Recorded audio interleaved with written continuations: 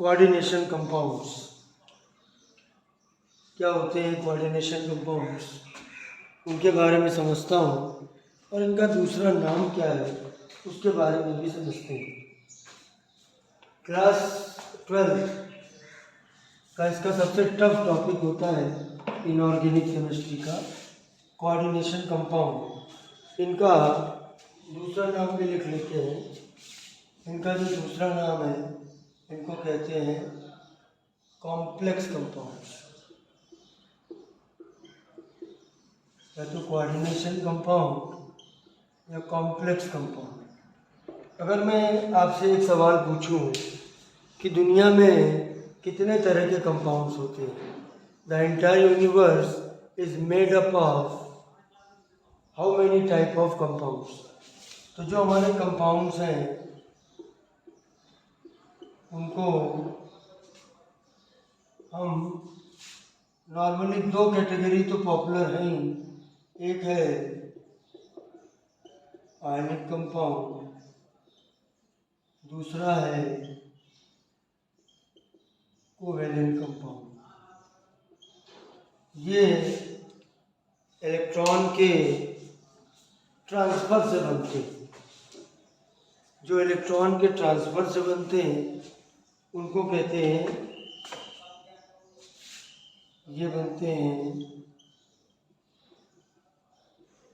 By transfer of electron, और ये बनते हैं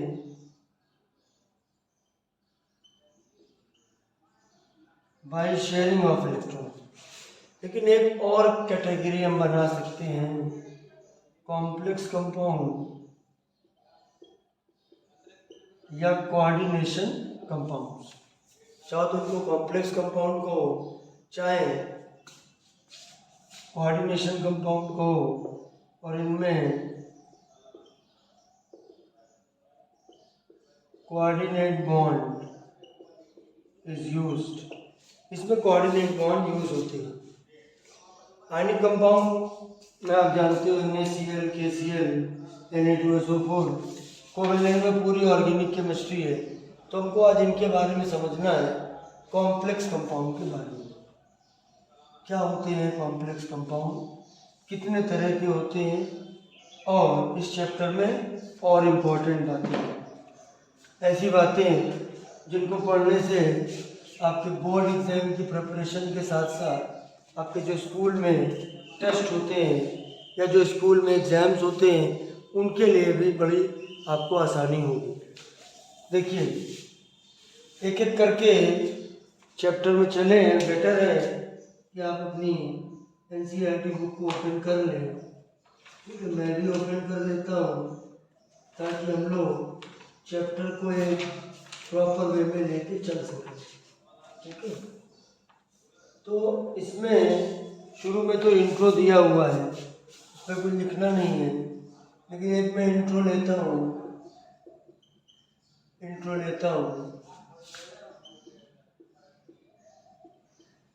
कंपाउंड कंटेनिंग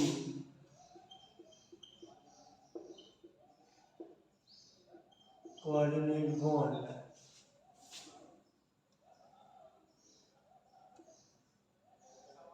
और having complex part are called coordination compound. देखिए, दो तरह की डेफिनेशन मैं यहाँ पे दे रहा हूँ। एक तो वो है जिनमें कोऑर्डिनेट बॉन्ड हो, और दूसरा कि जिनके अंदर कॉम्प्लेक्स पार्ट हो। तो ये वाले पॉइंट पे ज़्यादा फोकस रखना। और डेफिनेशन ऐसे कौन पूछी जाती है, कॉम्प्लेक्स पार्ट। जैसे मैं आपको दिखाता हूँ, ये आपको दिखा K4 Fe6, आपको दिखा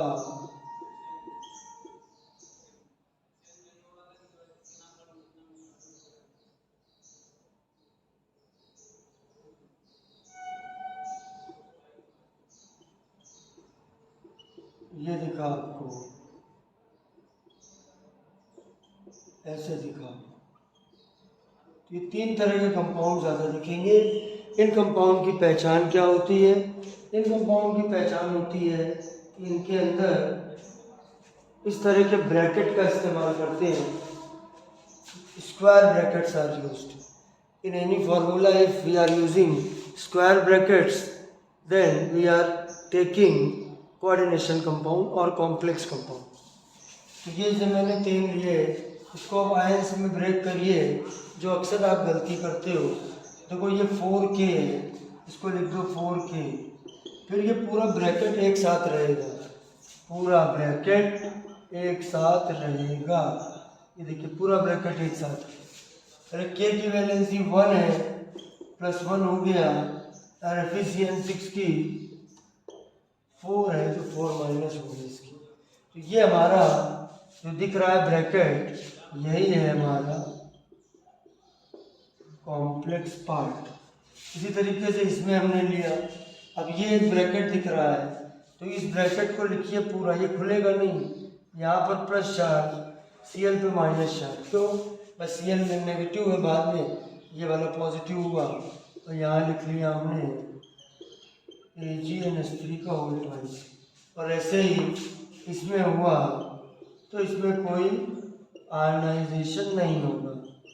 तो यहाँ पर एक बात और याद कर सकते हैं कि जो ये वाला है हमारा, ये एनायनिक कॉम्प्लेक्स है, anionic complex. If anion exists as complex part, then such compounds are called anionic complex. देखिए इसमें जो ये नेगेटिव पार्ट है वो कॉम्प्लेक्स है, एनायनिक पार्ट कॉम्प्लेक्स है, ये एनायनिक कॉम्प्लेक्स होगा। और इसमें दूसरे वाले में ये जो हमको दिख रहा है, ये कैटायनिक कॉम्प्लेक्स है, एनायनिक कॉम्प्लेक्स कैटायनिक, क्योंकि इसमें जो हमको ब्रैकेट मिल रहा है उसके ऊपर पॉजिटिव चार्ज है। And finally it is a compound no ionization, तो ये non ionic complex, non ionic complex. अब देखिए इस तरह के कंपाउंड जो होते हैं उनको हम कहते हैं कॉम्प्लेक्स कंपाउंड या फिर कोऑर्डिनेशन कंपाउंड। इनका देखिए परिचय हो गया। अब परिचय आने में हमको समझना है कि कॉम्प्लेक्स पार्ट के कितने पार्ट, हमको ये भी समझना है कि कॉम्प्लेक्स पार्ट के कितने पार्ट। तो देखिएगा कि जो कॉम्प्लेक्स पार्ट होता है इसके 2 पार्ट होते हैं, एक होते हैं लिगेंड्स और एक होते हैं सेंट्रल मेटल। लिगेंड्स और central metal, central metal obviously बीच में होते हैं और लिगेंड्स उनको चारों तरफ से घेरे रहते हैं। जैसे यहाँ पे डॉट जो लगा है वो सेंट्रल मेटल है और जो क्रॉस लगा है वो लिगेंड्स है। It means central metal atom और central metal ion are surrounded by so many donor species called ligands. Central metal के बारे में पहली बात समझिएगा कि ये मोस्टली डी ब्लॉक के होते हैं, तो इसलिए बेटर है कि डी ब्लॉक को आप लर्न करें। लर्न करना नहीं अगर आता है तो डिस्क्रिप्शन में जाइए और डिस्क्रिप्शन में आपको मिल जाएगा लिंक जिसमें मैंने पीरियोडिक टेबल पूरी याद करनी सिखाई है। आप डी ब्लॉक याद कर लेना। जब भी कोऑर्डिनेशन कंपाउंड पढ़ना चाहिए तो पहले डी ब्लॉक को ख़त्म करना चाहिए। ये एक रूल होता है केमिस्ट्री का। Before starting complex compound in class 12 better to complete D block because D block are mainly involved in complex compounds because central atom mostly belongs to D block. तो डी ब्लॉक को याद करना ज़रूरी होता है।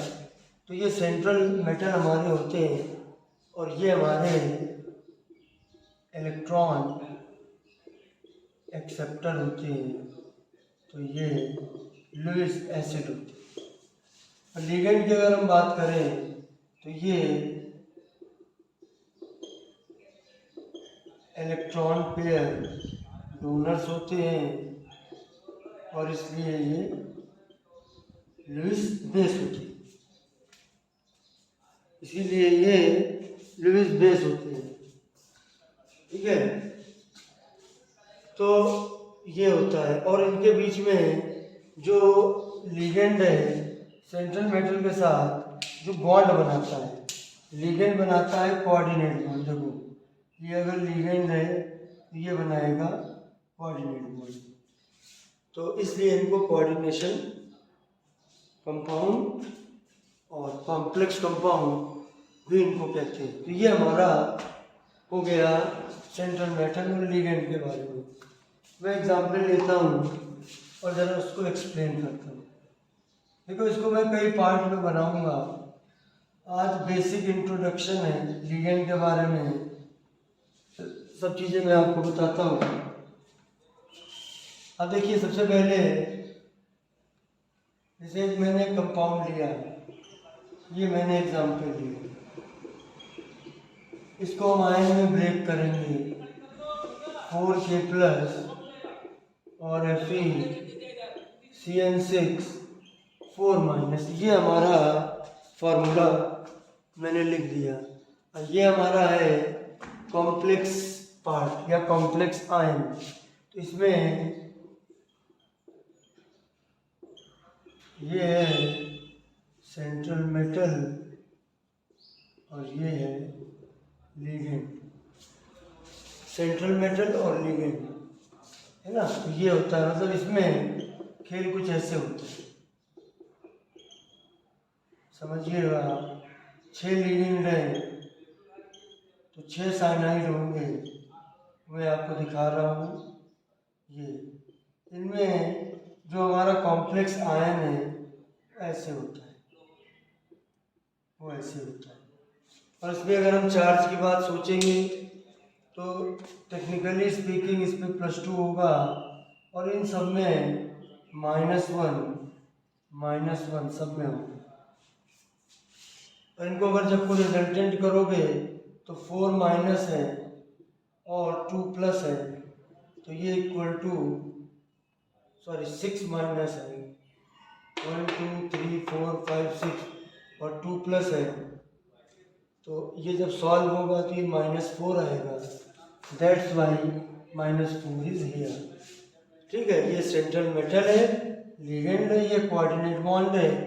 Coordinate bond is represented by this arrow, and arrow means यहाँ जो रखा होगा that will be donor atom, यहाँ रखा होगा वो एक्सेप्टर होगा। ये डोनर हो गया, ये एक्सेप्टर हो गया, और ये 2 इलेक्ट्रॉन इसको दे रहे हैं, मतलब दोनों के बीच में शेयरिंग हो रही है। ऐसे जैसे ये, तो एक ने 2 इलेक्ट्रॉन अपने दिए, एक ने एक भी नहीं दिया। इलेक्ट्रॉन ये डोनर के ही हैं, दोनों शेयर दोनों कर रहे हैं। So it is a kind of sharing, but it is unequal sharing of electrons between 2 atoms. ठीक है ना, तो ये हमारा कॉन्सेप्ट हुआ।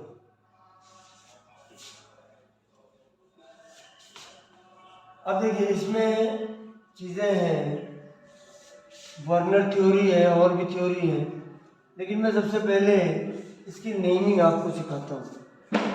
और नेमिंग में बेटर है कि हम लोग NCERT बुक की जो कुछ नेमिंग है उनको लिया जाए, क्योंकि पहले जब नेमिंग समझोगे तभी सब खेल समझ में आ जाएगा। ठीक है ना, तो इसमें इन टेक्स्ट क्वेश्चन में ले लेता हूँ, उससे आपको आसानी होगी। फिर मैं यहाँ पर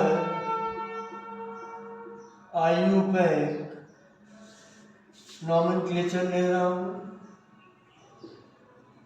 थोड़ा सा बुक से भी पढ़िए, बुक में जो सॉल्ड एग्जाम्पल है उनको देखिए।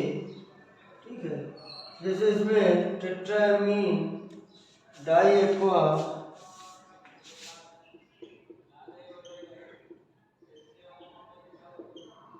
टेट्रामाइन di aqua tetraammine di aqua cobalt third chloride, cobalt third. अब ये जो हमको नाम दिया गया है, इस नाम को हमको लिखना है। कह रहा है ये आयुर्वेद name is given to you and you have to write structure of this compound. ये कंपाउंड का नाम है।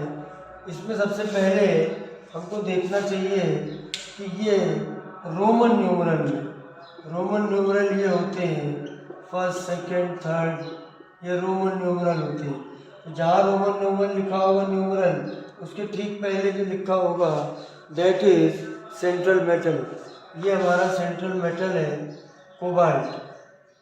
ठीक है, समझ में हमको आ गया ये सेंट्रल मेटल है। और अगर central metal not ending in 80, अगर वो 80 में एंड नहीं हो रहा है तो इसका मतलब है जो कॉम्प्लेक्स पार्ट है, कॉम्प्लेक्स पार्ट इज न्यूट्रल और पॉजिटिव। ये बहुत ज़रूरी पॉइंट है, इसको आपको समझना है।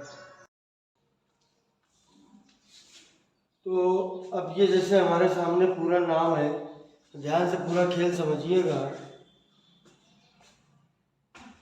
नाम को लिखने का तरीका वैसे ही है जैसे और कंपाउंड लिखा जाता है। तो वैसे हमको यहाँ पर मिल गया कोबाल्ट, CO होता है। ठीक है, अब इसके जो सेंट्रल मेटल मिल गया नॉट एंडिंग इन 80, तो समझ में आ गया कि ब्रैकेट पहले बनेगा।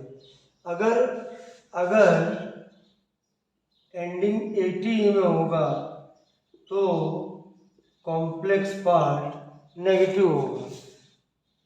ध्यान से समझते चलिए, ठीक है ना, ज़्यादा नहीं बताने की ज़रूरत, बड़े आसानी से पकड़ लोगे।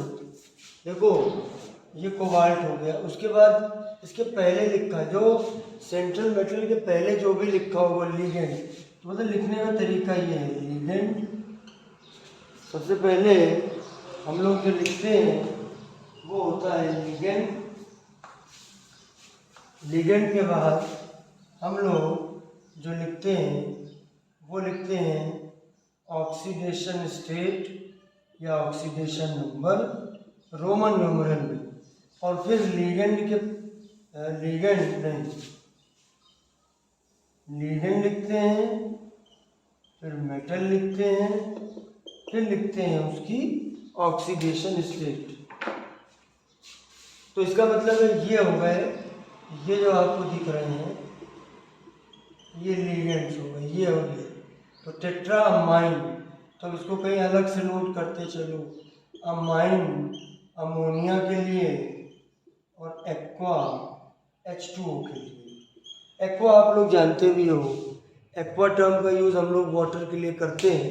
यहाँ वाटर के नाम मतलब लिगेंड के नाम जो नॉर्मल दुनिया में नाम हो, नॉर्मल दुनिया में H2O कहते हैं वाटर, लेकिन लिगेंड के तौर पर जब कॉम्प्लेक्स पार्ट के अंदर होगा तो उसको बोलेंगे एक्वा। उसी तरीके से नॉर्मल दुनिया में NH3 का नाम है ammonia, but here in complex part it will be called as amine. तो टेट्रामाइन डाई एक्वा कोबाल्ट, तो हमने कोबाल्ट लिखा, फिर टेट्रामाइन लिखा, NH3 का होल 4, और फिर डाई एक्वा लिखा। डाई एक्वा का मतलब H2O का होल 2 और एक ब्रैकेट लगा दिया। ठीक है, ये हमारा हो गया यहाँ तक का नाम। जहाँ तक तुमको ये दिखाई देगा रोमन न्यूमरल और मेटल वहीं तक होगा। इसके बाद का जो क्लोराइड है ये इसके बाहर होगा। ठीक है, ये मैंने आपको एक नाम आराम से बनवा दिया, कोई इसमें दिक्कत वाली बात नहीं है। आप ध्यान से देखो, आपको समझ में आ जाएगा। ठीक है ना, पहले नाम में पहले लिगेंड लिखा जाता है, फिर मेटल लिखा जाता है। फॉर्मूले में पहले मेटल लिखा जाता है, फिर लिगेंड। फॉर्मूले में पहले मेटल लिखा जाता है, फिर लिगेंड लिखा जाता है। ठीक है, तो ये इस तरीके से हम इन नाम को करते हैं।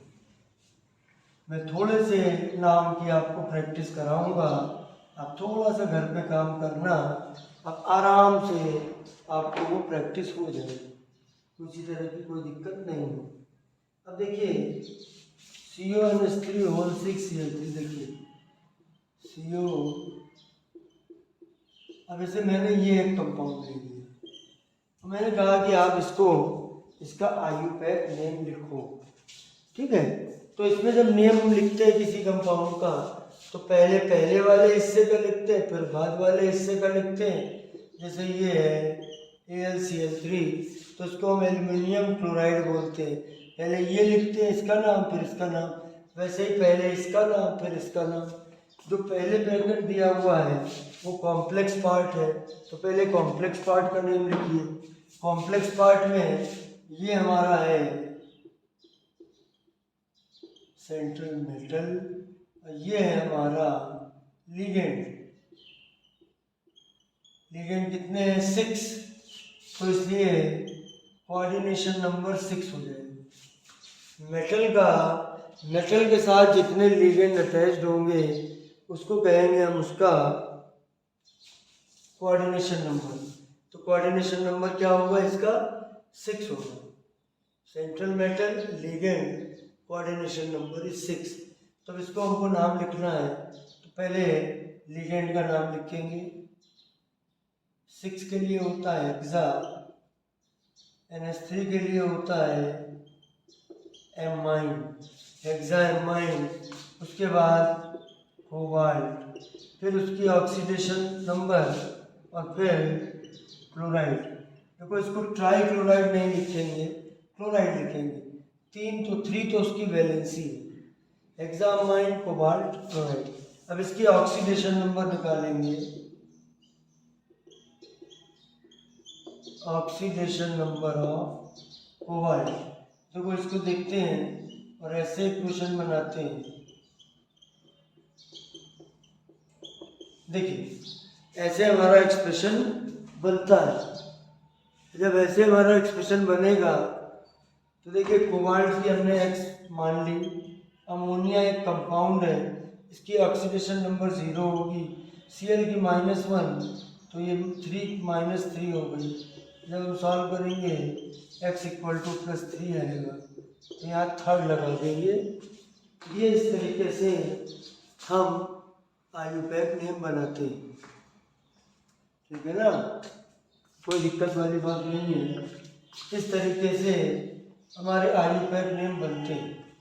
मैं और कुछ एग्जाम्पल लेता हूँ। ये इन टेक्स्ट क्वेश्चन चल रहे हैं NCERT के, क्वेश्चन नंबर 9.1 और 9.2। पोटेशियम टेट्रासाइनोनिक्लेट, पोटेशियम टेट्रासाइनोनिक्लेट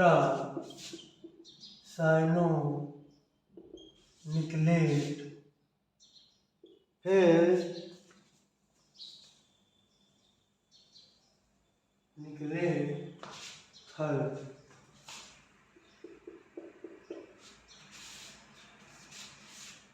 इसको हमको नाम करना है। सबसे पहले इस पे आया करो ऑक्सीडेशन नंबर, उसके पहले निकिल लिखा है, मगर चूंकि एंड में ATE आया है, जब भी ATE आएगा, ATE का मतलब है कि नेगेटिव कॉम्प्लेक्स होगा, यानी जो कॉम्प्लेक्स पार्ट होगा वो नेगेटिव होगा, वो बात का होगा। इसके ठीक पहले लिखा हुआ है टेट्रासाइनो, टेट्रा 4 के लिए होता है और साइनो CN के लिए होता है। देखिए पोटेशियम लिख लिया, फिर एक अगला ब्रैकेट लगाया, और ये टेट्रासाइनोनिक्लेट है। टेट्रासाइनोनिक्लेट अगर लिखना है तो मैंने निकिल लिखा, टेट्रासाइनो लिखा, CnO4 लिखा। अब देखिए इसकी टोटल, इसके हमको भी और देखना है फॉर्मूले में। तो देखिए हमने ये देखा कि ये निकिल की दी हुई है 3, निकिल की 3 दी हुई है, CN की -1 होती है, ये -4 होगी। ये क्लियर है कि ये वाला जो हमारा ब्रैकेट है इसकी टोटल वैलेंसी -1 है। ऐसे निकिल है 3, that is given in CN cyanide ion, CN minus होता है, 4 -4 हो गया, -4 + 3 मिला के ये -1 हो गया। और पोटेशियम की कितनी होती है? +1 होती है। ये +1 है, ये -1 है, तो कुछ नहीं लिखा जाएगा और यही हमारा नाम हो जाएगा।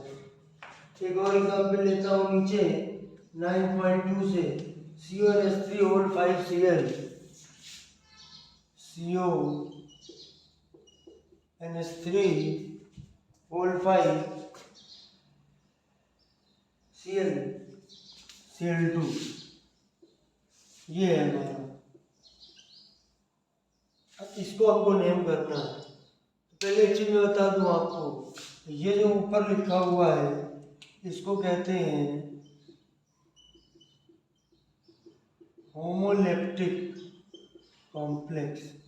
होमोलेप्टिक कॉम्प्लेक्स वो होते हैं जिनके अंदर एक ही टाइप के लिगेंड होते हैं।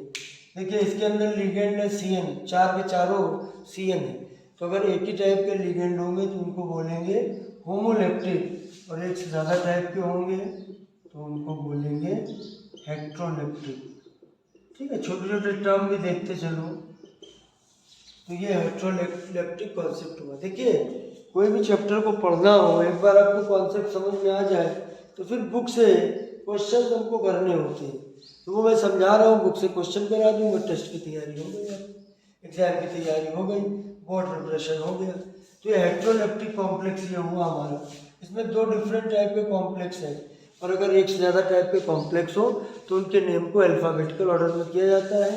अमोनिया के लिए एमाइन, Cl के लिए है क्लोराइडो, तो ये पहले आता है तो इसको लिखेंगे पेंटामाइन क्लोराइडो कोबाल्ट, फिर ऑक्सीडेशन नंबर, फिर क्लोराइड। देखिए यहाँ पर मैंने इसमें कोबाल्टेट नहीं किया, क्यों?